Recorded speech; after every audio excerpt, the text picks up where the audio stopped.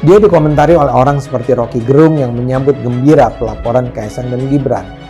Menurut Rocky, seharusnya dosen-dosen yang lebih senior dari UBED melakukan hal yang sama, yaitu membuka mata publik walaupun dengan risiko dipecat sebagai aparatur sipil negara. Banyak betul dosen bodoh di universitas negeri yang nggak mau banyak risiko sebelumnya. Nah, karena kebiasaan istana itu intervensi, akibatnya masyarakat sipil dan para pengamat independen kemudian berpihak pada UBED. KPK itu independen. Saya nggak ingin mencampuri, nanti ada yang ngomong intervensi, ada yang ngomong intervensi, enggak. Keadaan ini yang membuat masyarakat pengamat politik menganggap bahwa ada semacam ketegangan di istana itu. Anak saya umur 14 tahun, bacaannya lebih hebat dari kau. Oke. Ya Rocky? Ya, bagus. Jadi nggak usah bangga kau. Ya, itu, saya bangga Siapa anak-anak. kau?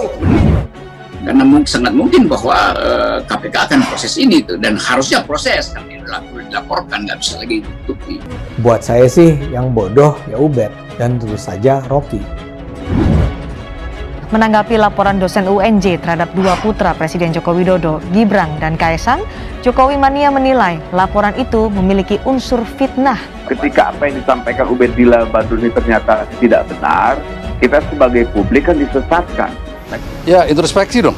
Kalau betul-betul kita taat azas ya, seperti yang kita lakukan taat azas, kita tidak melakukan berita-berita bohong, tidak melakukan fitnah, tidak melakukan sebuah situasi yang mengecohkan sesuatu.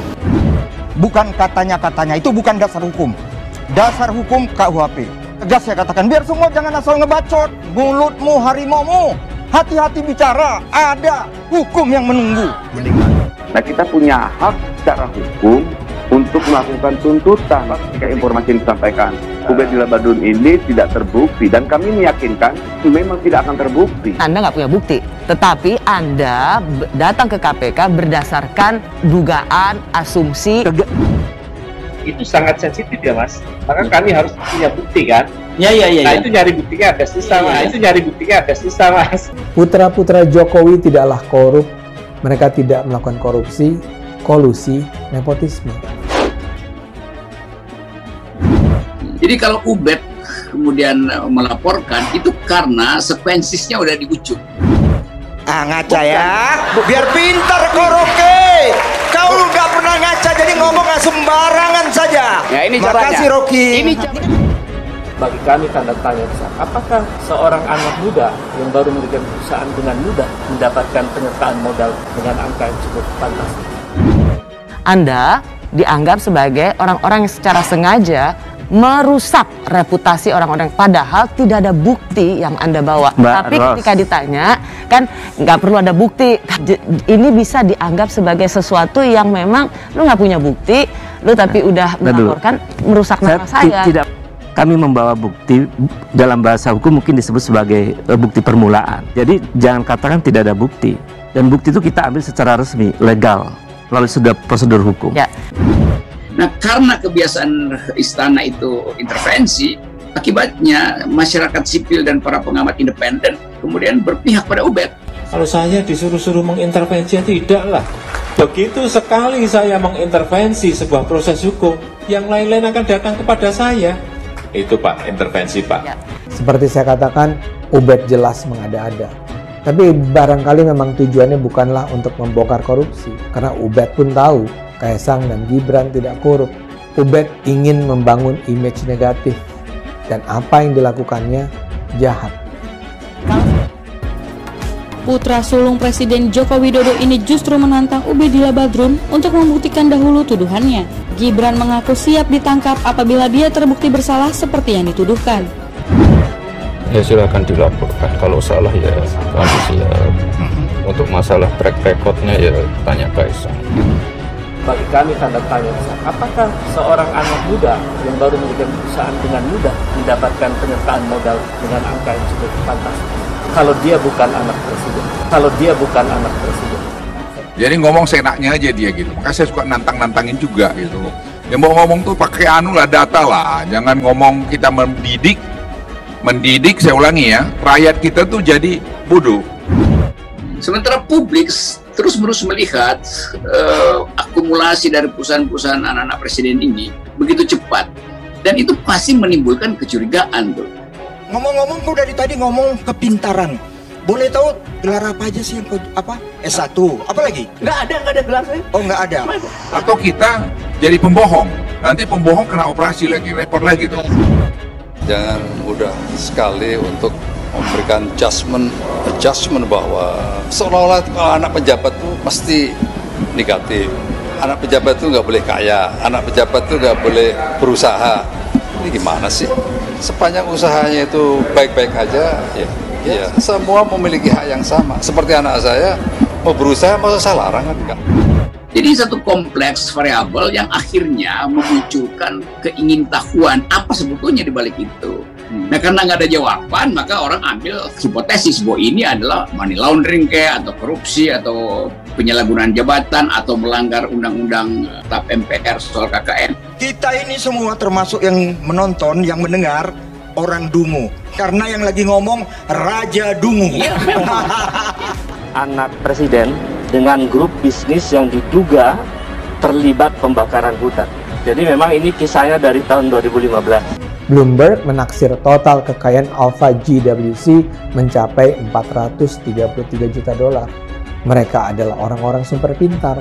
Mereka tidak akan menanamkan modal Ventura karena alasan pemilik perusahaan adalah anak presiden. Dan kalau sekarang mereka mengucurkan dana kepada usaha yang dikelola putra-putra presiden, itu dilakukan karena kalkulasi bisnis saja.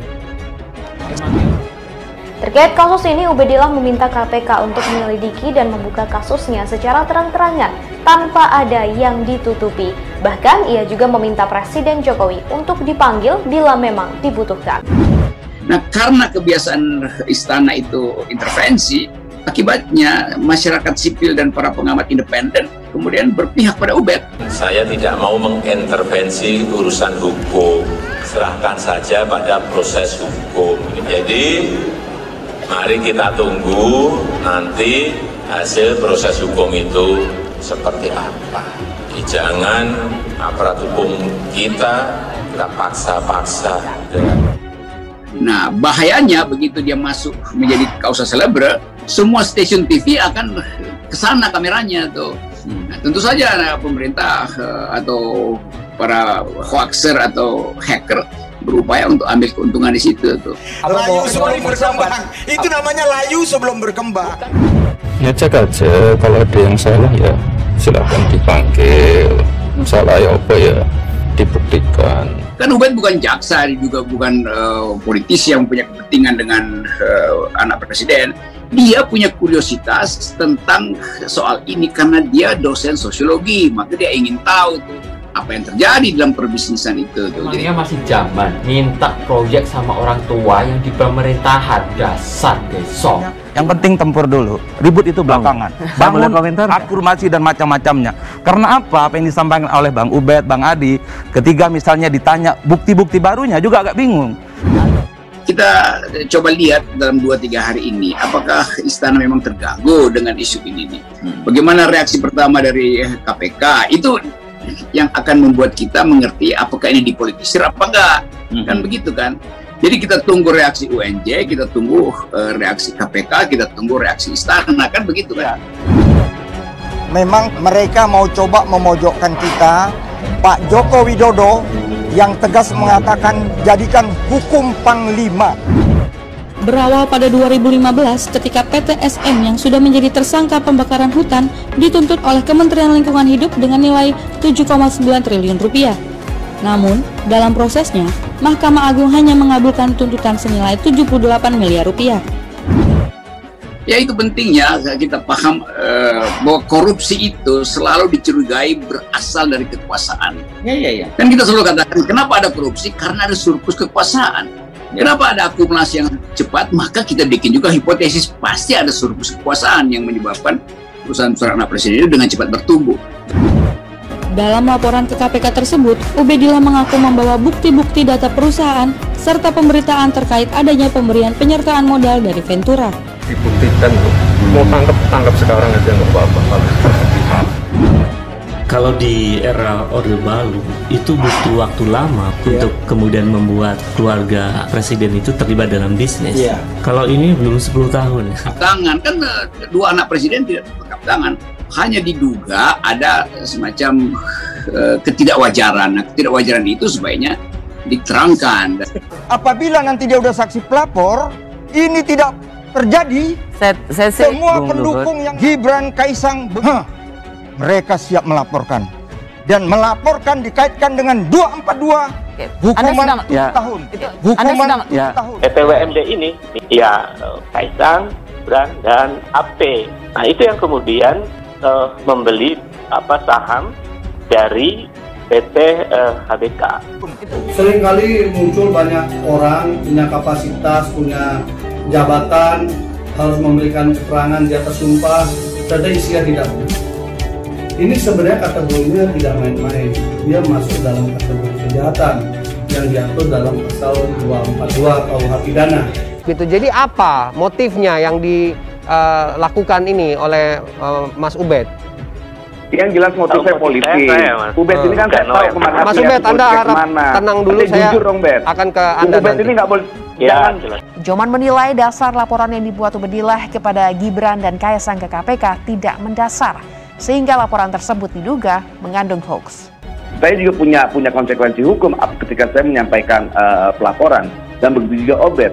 Nah, kita kan punya trauma 2019 di mana hoax nama isu hoax itu begitu masifnya di publik. Siap Anda nanti menandatangan BAP sebagai saksi pelapor? Ya harus dilalui. Enggak, siap enggak? Siap. Saya tanya. Siap. Oke, kalau siap, Anda kena 242. Lalu di saat sebelumnya ada bantuan dari Ventura, suntikan dana Ventura yang tidak umum atau ganjil, itu terjadi sebelumnya. Hati-hati, ya, terukurlah kalau bicara. Karena ini bahaya loh.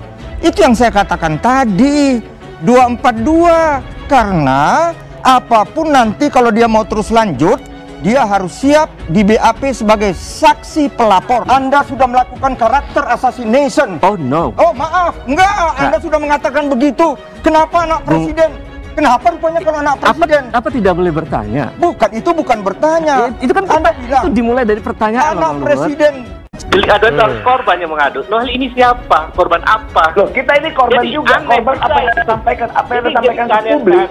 Itu menjadi hak publik. Saya perlu. Gimana makanya? Gini landasan berpikirnya dulu Bung Obed. Anda ini intelektual. Ini jelas merusak orang-orang yang sudah dilaporkan, merusak kredibilitas mereka. Orang yang muncul di survei sebagai kandidat capres, sebagai kandidat gubernur, otomatis sejak dilaporkan nama-nama mereka sudah ada persepsi negatif yang sudah muncul di peradaban. Membawa dokumen-dokumen penting sebagai bukti permulaan. Kalau nanti ke verifikasi KPK saja, apakah hasil verifikasi kalau tidak terbukti gimana? Atau salah? Kalau tidak terbukti gimana? Nah, kalau kemudian itu kita lihat KPK. Kalau tidak terbukti gimana? Jangan pakai kalau. Ini bicara hukum loh. Anda tidak pakai kalau-kalau. Ini lagi. Kalau tidak terbukti gimana? Berbicara. Bisnis itu anak presiden silakan. Dugaan itulah. Anak menengah silakan. Anak petani, anak tukang beca, silakan bisnis. Jangan Anda mengkelas-kelaskan. Semua equality before the law. Saya tidak melarang anak presiden duduk sama rendah di depan hukum. Kami melakukan riset, kami melakukan analisis teoritik bahwa salah satu buku penting ya sebetulnya yang ditulis oleh Yusi Harakunio yang dia nulis soal erzat kapitalisme. Nah, kaitannya dengan Gibran dan Kaisang? Iya, nanti kaitannya saya jelaskan. Gunakan dengan cara atau logika yang benar. Semua presiden bersih yang dilaporkan beberapa orang saja. Padahal ada calon-calon presiden lain loh. Dosen yang tajam secara metodologi, kuat secara logika, dan karena itu saya ingin selalu satu forum dengan Kang Abed. Dan Bang Rocky adalah guru saya.